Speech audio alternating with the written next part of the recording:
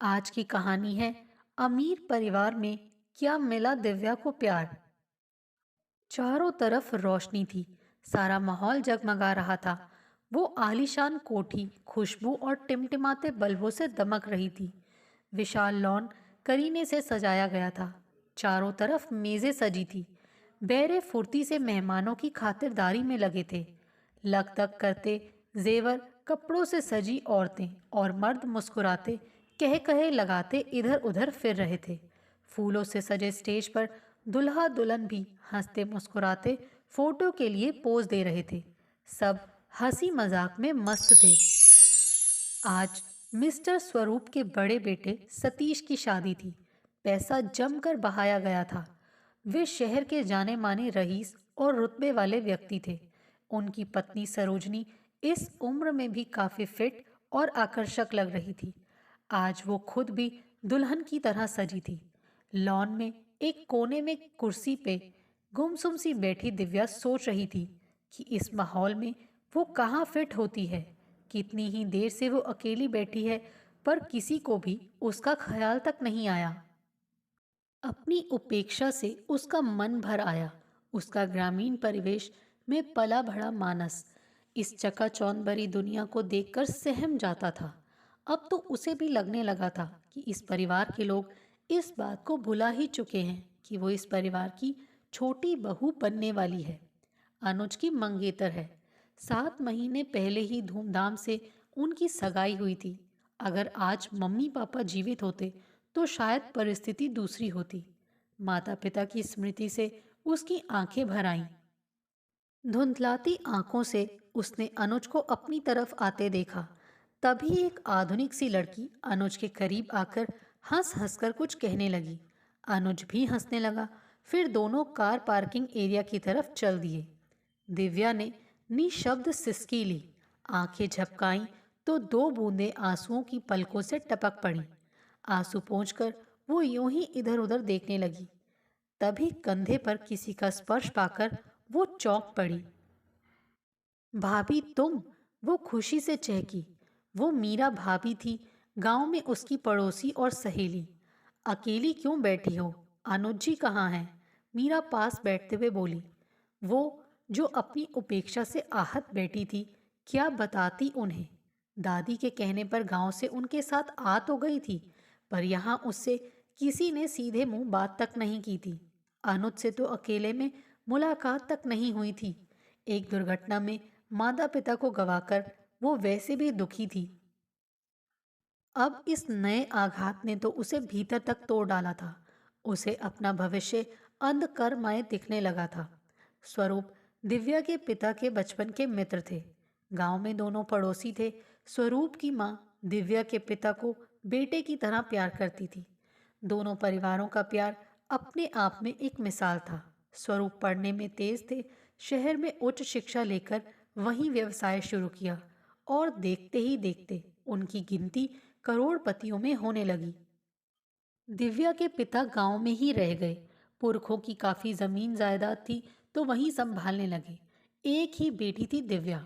स्वरूप की माँ ने बचपन में ही दिव्या को छोटे पोते के लिए मांग लिया था। तब दोनों ही परिवार सहमत हो गए, पर समय के साथ साथ जीवन स्तर का अंतर होने लगा था। अब दादी चाहती थी कि बड़े पोते सतीश के साथ ही अनुज की शादी भी कर दी जाए।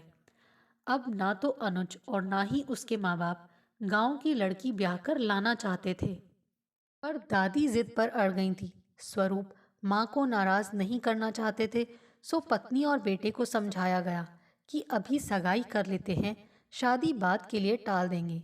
कम से कम सतीश की शादी तो शांति से हो जाए।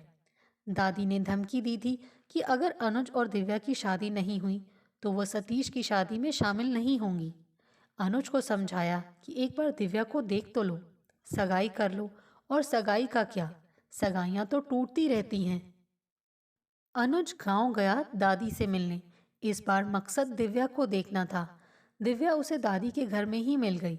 अनुज ने कभी बचपन में उसे देखा था, आज देखा तो नजरें नहीं हटा पाया। गोरा गुलाबी चेहरा बिना किसी मेकअप के दमक रहा था। बड़ी बड़ी आंखें, लंबी पलकों की झालरें, गुलाबी होंठ, कमर के नीचे तक झूलती मोटी सी चोटी, सांचे में ढला बदन। जाने क्यों अनुज का जी चाहा उन नाजुक होठों को छूकर देखे कि वो सचमुच गुलाबी हैं या लिपस्टिक का रंग है। उस दिलकश रूप को आंखों में बसाए वो वापस आ गया और सगाई के लिए हाँ कर दी। एक हफ्ते बाद ही सगाई भी हो गई।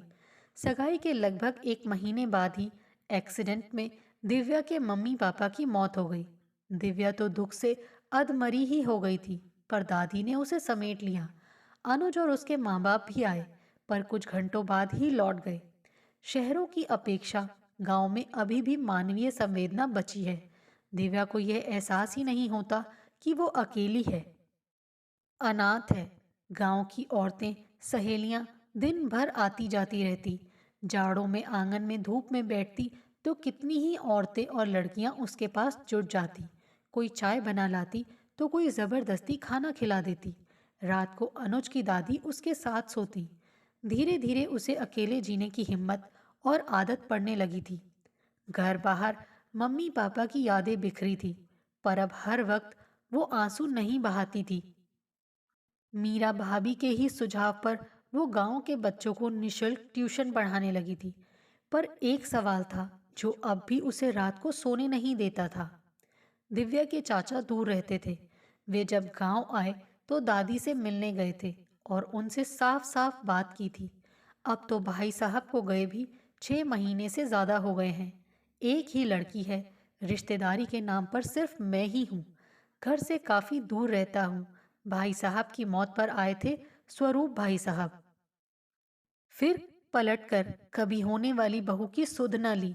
अकेली लड़की कैसे रह रही है, ये उनकी भी तो जिम्मेदारी है। अब तो सुना है बड़े बेटे की शादी है अगले महीने। फिर छोटे की कब करेंगे? विचार बदल गया है तो अभी साफ साफ बता दें। अब तो गांव वाले भी बातें बनाते हैं कि सगाई टूट गई। बाप मर गया तो क्या, सब कुछ बेटी का ही तो है। अगर शादी ना करनी हो तो वो भी बता दें। हमारी लड़की कोई कानी लूली नहीं है, लाखों में एक है। लड़कों की कोई कमी नहीं है। चिंता ना कर गिरधारी, मैं अब की बार जाकर बात करती हूँ। दिव्या को भी सुधीर की शादी में ले जा रही हूँ। सब ठीक होगा। दादी ने कह तो दिया, पर गहरी सोच में डूब गई। दिव्या का बहुत ठंडा स्वागत हुआ था। मिस्टर स्वरूप और सरोजनी तो चौंक ही गए थे उसे घर पर आया देखकर। दिव्या ने उनके पैर छुए तो सिर पर हाथ रखकर इधर उधर हो लिए। वो दादी के पीछे पीछे लगी रहती। इतने बड़े घर में रहने वाले तो नहीं दिखते, पर नौकर नौकरानियां जरूर इधर उधर दौड़ते भागते दिखते थे। उसे अनुज कहीं नहीं दिखा। लगा ही नहीं कि शादी का घर है। किसी को ना तो दिव्या में दिलचस्पी थी और ना समय था किसी के पास। वो दादी के साथ शाम को सीधे इस बंगले में पहुंच गई थी जहां आयोजन था, और अब यहां आकर पछता रही थी। कहाँ खो गई दिव्या? मीरा ने उसका कंधा हिलाया, उसका हाथ थाम कर बोली, सुनो, परेशान मत हो। शादी के बाद तुम धीरे धीरे इस लाइफस्टाइल में एडजस्ट कर लोगी। चलो अब उठो, खाना खाते हैं। दिव्या उठी, तभी ख्याल आया, भाभी, दीपू और मुन्नी कहाँ हैं? तुम क्या अकेली आई हो गांव से? अरे अरे, इतने सवाल। मीरा हंस पड़ी।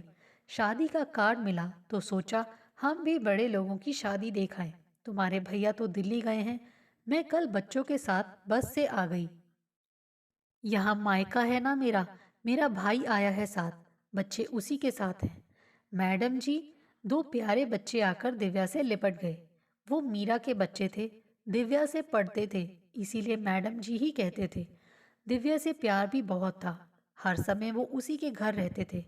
वाहरे मतलबी बच्चों, आइसक्रीम खिलाई मामा ने और प्यार दुलार मैडम जी को। हंसता हुआ संदीप आ गया। दिव्या, ये संदीप है, मेरा भाई। और ये दिव्या है, मेरी पड़ोसन और सहेली। मीरा ने दोनों का परिचय कराया। दिव्या ने हाथ जोड़ दिए, पर संदीप तो शायद अपने होशो हवास ही खो बैठा था। उसके यूं घूरने पर दिव्या बच्चों को थामे आगे बढ़ गई। मीरा ने संदीप की आंखों के आगे हाथ लहराया। भाई, ये जलवे पराए हैं। वो देख रहे हो नीले सूटों वाला, उसकी मंगेतर है। हक्का बक्का सा संदीप मन ही मन सोचने लगा, काश ये मंगनी टूट जाए। संदीप ने आसमान की ओर देखा, फिर मीरा से पूछा, वैसे अगर ये उसकी मंगेतर है तो यूं अलग थलग क्यों बैठी है? और वो अमीरजादा उस मेमसाद के साथ क्यों चिपक रहा है भला? मीरा ने गहरी सांस ली और दिव्या की कहानी खोलकर सुना दी। सुबह दिव्या की आंख देर से खुली। दादी कमरे में नहीं थी, वो वॉशरूम में चली गई। उसे कमरे में कुछ लोगों के बोलने की आवाजें आने लगी। नल बंद करके वो सुनने लगी। मैंने कब कहा कि वो अच्छी नहीं है, पर मेरे साथ नहीं चल सकती। दादी, मैंने ऋचा को प्रपोज किया है और वो मान गई है। मेरे बाहर जाने से पहले हम शादी कर रहे हैं, अनुज कह रहा था। माँ जी, आपको पता है कि ऋचा के डैड ने अनुज की कितनी हेल्प की है विदेश जाने में। फिर सतीश की वाइफ पूजा कितनी मॉडर्न है। दिव्या हमारे सर्कल में कैसे फिट बैठेगी? बहू की बात काटकर दादी तमक कर बोली, हाँ हाँ सरोज, तू तो सीधी लंदन से आई है ना।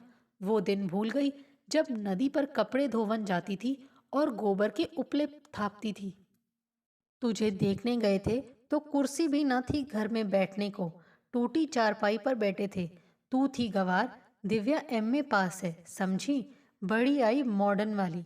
अनुज और मिस्टर स्वरूप हंसने लगे तो सरोजनी ठक ठक करते हुए कमरे से निकल गई। माँ, मिस्टर स्वरूप का गंभीर स्वर गूंजा था, कमी दिव्या में नहीं है। वो मेरे दोस्त की निशानी है, मेरी बेटी समान। पर अब ये रिश्ता संभव नहीं। ऋचा के पिता बहुत पहुंच वाले बड़े आदमी हैं। उनसे रिश्ता जोड़कर अनुज का भविष्य अच्छा ही होगा। मैं नहीं चाहता कि दिव्या से शादी करके ये खुद दुखी रहे और उसे भी दुखी करे। ये जीवन भर का सवाल है। मिस्टर स्वरूप का आखिरी वाक्य दिव्या के अंतर मन को छू गया। आंसू पोंछकर वो बाहर आई। स्वरूप साहब के पैर छूकर उंगली से अंगूठी उतारकर उनको दे दी। हक्की बक्की दादी कुछ कहती, इससे पहले ही उसने हाथ जोड़ दिए। प्लीज दादी, मुझे घर भिजवा दीजिए। फिर कोई कुछ ना बोला। दादी ने ही शायद मीरा को फोन किया था। वो आई और दिव्या का सामान पैक करवाती रही। फिर दादी से विदा लेकर दोनों बाहर आई। दिव्या, किसी ने पुकारा था। दिव्या रुक गई। अनुज ने उसे अंगूठी लौटाई और भी बहुत कुछ कह रहा था, पर वो रुकी नहीं। अंगूठी मुट्ठी में बंद कर जाकर कार में बैठ गई। सीट पर सिर को टिकाते हुए आंखें बंद की तो आंखों से दो मोती टपक पकड़ पड़े। बगल में बैठे संदीप ने हैरत से ये नजारा देखा। मैडम जी, जरा दरवाजा बंद कर दीजिए। उसने आंखें खोली तो ड्राइविंग सीट पर घूरने वाला वही आदमी बैठा था। दरवाजा बंद करके वो मुंह फेरकर बाहर देखने लगी। संदीप ने अपने दिल को लताड़ा। बेचारी दुखी है, रो रही है और तू इसकी सगाई टूटने पर खुश है। पर दिल क्या करे? जब से दिव्या से मिला था, उसका दिल उसके काबू में नहीं था। जी चाहता था कि दिव्या के आंसू अपने हाथ से पोंछकर उसके सारे गम दूर कर दे, उसके चेहरे से उदासी नोच फेंके। वो हंसती रहे और वो उसके गालों के भंवर में डूबता उतराता रहे। दिव्या चुपचाप गांव लौट आई थी। संदीप दिव्या से जब तब मिलने की कोशिश करता, लेकिन वो जब जब उससे बात करने की कोशिश करता, वो कतराकर निकल जाती। एक ऐसी ही शाम वो नीम के पेड़ के साय तले पड़े झूले पर बैठी थी। गोद में मुन्नी थी, लंबे घने बाल खुले थे। धीरे धीरे कुछ गुनगुना रही थी। यूं सरेआम पेड़ के नीचे बाल खोलकर नहीं बैठते जिन आशिक हो जाते हैं। पीछे से आवाज आई तो वो चौंक कर चीख पड़ी। झूले से अचकचा कर उठी तो मुन्नी भी रोने लगी। संदीप तो हवा में लहराते बाल देखता रह गया, जैसे काली घटा ने चांद को घेर रखा हो। मुन्नी को थपकाती हुई दिव्या भीतर जाने को मुड़ी। जाते जाते एक नाराजगी भरी नजर संदीप पर डाली तो उसे एहसास हुआ कि वो एक टक उसे घूरे जा रहा था। मैडम जी, मैं मुन्नी को लेने आया था। वो उसके पीछे लपका। दिव्या रुक गई। मैं कुछ देर में खुद ही उसे छोड़ आऊंगी, और फिर अंदर चली गई। संदीप हिलते पर्दे को देखता रह गया। मन ही मन शर्मिंदा हुआ। वो शरीफ बंदा था, पर दिव्या के सामने न जाने क्यों दिल और आंखें बेकाबू हो जाते थे और वो नाराज हो जाती थी। एक रोज वो सुबह स्कूल के लिए निकल ही रही थी कि कार का हॉर्न सुनाई दिया। बाहर निकली तो कार में दीपू और मुन्नी बैठे थे। मैडम, आइए ना, आज हम कार से जाएंगे। दोनों जिद करने लगे तो उसे बैठना ही पड़ा। मैडम, आज आपने रेड साड़ी पहनी है ना, तो आपके लिए ये रेड गुलाब। मुन्नी ने उसकी ओर एक गुलाब बढ़ाया, फिर दीपू ने भी। आखिर में खामोशी से एक गुलाब ड्राइविंग सीट पर बैठे संदीप ने भी बढ़ाया। कुछ सोचकर उसने थाम लिया। संदीप ने खुश होकर गाड़ी स्टार्ट की। दिव्या ये समझी कि उस शाम के लिए सॉरी कहने का तरीका है। स्कूल में साथी टीचर्स उसे देखकर मुस्कुराईं। क्यों भाई, इतने गुलाब किसने दे दिए सुबह सुबह? वो कुछ जवाब देती, इससे पहले ही मोबाइल पर एसएमएस आया। Happy Valentine day Sandeep. वो कुड़ कर रह गई, पर जाने क्यों एक मुस्कान भी होठों पर आ गई। सारे दिन वह अनमनी सी रही, खुद से ही सवाल करती, क्या पुराने जख्म भर गए हैं? क्या वो फिर नए फरेब के लिए तैयार है? क्या वह कठोरता का खोल चढ़ाए चढ़ाए थक चुकी है? इतनी सावधानी के बाद भी क्या कोई झरोखा खुला रह गया है मन का? इस तरह के सवाल उसके मन में उमड़ते घुमड़ते रहे। शाम को यूं ही अनमनी सी छत पर खड़ी थी कि मीरा भाभी वहीं चली आई। दिव्या, तुम तो हमें भूल ही गई। घर क्यों नहीं आती हो? क्या तबीयत खराब है? नहीं भाभी, ऐसी बात नहीं है, बस थोड़ा थक जाती हूँ। आप रुकिए ना, मैं चाय बना लाती हूँ। दिव्या बोली, चाय के लिए मैं काकी को कहकर आई हूँ। एक खास बात करने आई थी। मीरा ने आगे बढ़कर उसके दोनों हाथ थाम लिए।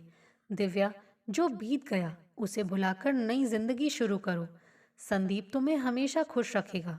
वो बहुत प्यार करता है तुमसे, शादी करना चाहता है। मीरा ने कहा।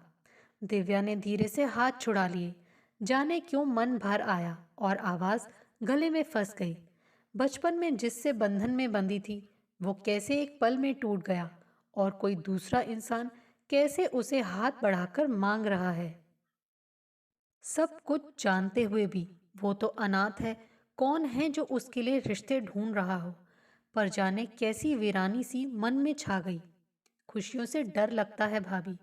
मैं शादी नहीं करना चाहती। तुम्हारा भाई तो यूं ही मनचला सा है। तुमने ही शादी की बात की होगी।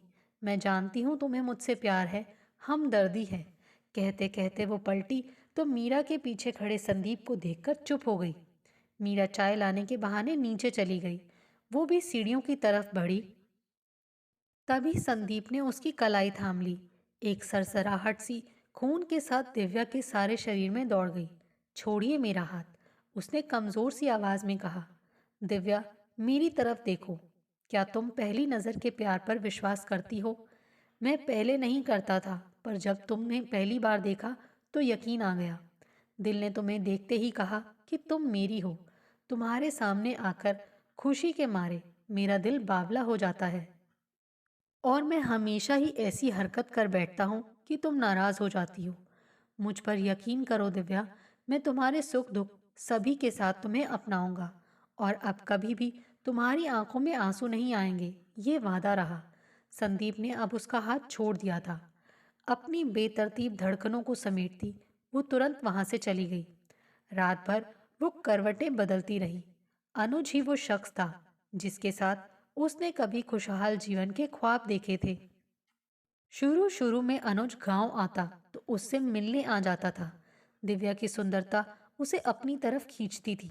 कभी घूमने को कहता तो दिव्या अकेली साथ न जाती। ना ही वो खुलकर हंसती बोलती, ना अकेले में मिलती। एक आध बार अनुज ने उसे अपने निकट करना चाहा तो वो बिदक कर भाग निकलती। हाथ पकड़ता तो शर्म से लाल हो जाती। वो बोलता जाता और ये हाँ हूं करती। धीरे धीरे अनुज उस पत्थर की गुड़िया से उब गया था। फिर तो गांव आकर भी उससे नहीं मिलता। वो उसकी झलक पाने को तरस जाती। शहर में भी वो उसकी उपेक्षा ही झेलती रही। अचानक ये संदीप कहाँ से आ गया? हरदम उसके पीछे मुग्ध नजरों से उसे निहारता हुआ, उसकी झलक पाने को बेताब। उसकी आंखों में झलकते प्यार को एक नारी होने के नाते वो साफ देखती थी। पर अब रिश्तों के छलावे से डर लगता था। क्या करे? ऐसे में माता पिता की याद आती, पर क्या कर सकते थे? रोते रोते सिर भारी हो गया। सवेरे तक बुखार में तप रही थी। खबर पाते ही मीरा दौड़ी आई। उसे जबरदस्ती चाय और ब्रेड खिलाई फिर माथे पर ठंडी पट्टियां रखती रही। कुछ ही देर बाद संदीप डॉक्टर को लेकर चला आया। डॉक्टर ने बुखार चेक करके दवा दी। मीरा खाना बनाने किचन में चली गई। संदीप ने उसे गोली और पानी का ग्लास थमाया। मैडम जी, आप तो बहुत नाजुक हैं। भाई, हाथ पकड़ा तो बुखार आ गया। पता नहीं। दिव्या ने उसे घूर कर देखा तो उसने दोनों कान पकड़ लिए। दिव्या ने लेटकर आंखें मूंद ली। संदीप माथे की पट्टियां बदलता रहा। दूसरे दिन दिव्या का बुखार उतर गया, पर कमजोरी महसूस हो रही थी। वह लॉन में धूप में बैठी थी जब दीपू मुन्नी चले आए। मैडम जी, आप ठीक हो गई? दोनों उसके लिए गुलाब के फूल लाए थे। उसने फूल थामे तो कुछ याद आया। ये फूल तुम्हें किसने दिए हैं? तभी प्रश्न का उत्तर सशरीर हाजिर हो गया। उसके हाथों में सुर्ख गुलाबों का गुलदस्ता था। मैडम जी, आपके स्वस्थ होने पर। उसने हाथ बढ़ाया। जाने इस आदमी की मुस्कुराहट इतनी शरारत भरी क्यों है? दिव्या सोचने लगी। थैंक यू, आपने मेरा इतना ध्यान रखा। दिव्या बोली। मैंने आपका नहीं, अपनी जान का ध्यान रखा, समझी मैडम जी? अब तो दिव्या का वहां रुकना मुश्किल हो गया। गांव में मेला लगा था। बच्चे दिव्या से बड़े झूले पवन चक्के में बैठने की जिद कर रहे थे, पर वो ठहरी सदा की डरपोक। आखिर माँ के साथ बैठ गए। एक ही सीट खाली थी। दूर खड़ी दिव्या का ध्यान कहीं और था। तभी किसी ने उसका हाथ पकड़ा और ले जाकर झूले पर साथ बैठा लिया। दिव्या पानी में बहते तिनके सी उड़ती चली गई, जैसे खुद पर उसका अपना वश न हो। घर घर की कर्कश आवाज के साथ झूला ऊपर नीचे जाना शुरू हुआ तो दिव्या जैसे स्वप्न से जागी। अब उसे भान हुआ कि वो कहाँ बैठी है। उसने संदीप का बाजू दोनों हाथों से दबोच लिया और डर के मारे मुंह से एक चीख निकल गई। संदीप ने उसे थपथपाया और उसके कंधे के चारों ओर बाजू डाल उसे करीब किया। दिव्या का सिर उसके कंधे पर था। I love you Divya. Divya के कानों में जैसे शीतल फुहारें पड़ी हों। I love you too. उसके नाजुक लब हिले। बाकी के स्वर झूले और झूलने वालों के शोरगुल में खो गए। दोस्तों, आपको हमारी ये कहानी कैसे लगी? आप कमेंट करके हमें ज़रूर बताइए। और जिन्होंने अभी तक हमारे चैनल को सब्सक्राइब नहीं किया है, प्लीज़ ज़रूर सब्सक्राइब कीजिए। Thanks for watching this video.